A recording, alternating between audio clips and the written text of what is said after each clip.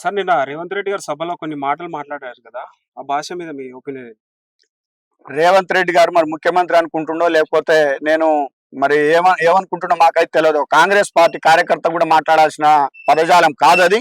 కానీ వారు డిగ్నిఫైడ్ గా ఉండకుండా వారి యొక్క హోదాని వారి యొక్క హుందాతనాన్ని మర్చిపోయి ఒక చిల్లర రౌడీ లెక్క మాట్లాడుతూ ఉన్నారని చెప్పి నేను తెలియజేస్తా ఉన్నాను. ఎందుకంటే మేము కూడా అంటే మా స్థాయిలో ఉన్నటువంటి ఒక చిన్న చిన్న కార్యకర్తలు కూడా కేసీఆర్ గారి క్రమశిక్షణలో పెరిగినటువంటి వాళ్ళుగా బీఆర్ఎస్ పార్టీ సైనికులుగా బీఆర్ఎస్ పార్టీ కార్యకర్తలుగా ఎంతో విధేయతతోటి ఎంతో హుందాతనంగా ఎంతో మార్గదర్శిగా వాళ్ళు ఇచ్చినటువంటి సూచనలు పాటించి మేము మాట్లాడతాం. కానీ ఒక ముఖ్యమంత్రి స్థాయిలో ఉండి మాట్లాడేటువంటి పదజాలం కాదు. కనీసం వయసు కన్నా మర్యాద ఇవ్వాలి కదా.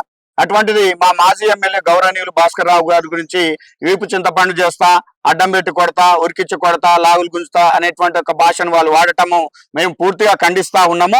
ఇటువంటి ఒక భాషను తెలంగాణ సమాజం కానివ్వండి, తెలంగాణ ప్రజలు కానివ్వండి, తెలంగాణ మేధావులు కానీ ఎవరు కూడా దీన్ని హర్షించరు. పూర్తిగా అందరు ఖండిస్తా ఉన్నారు.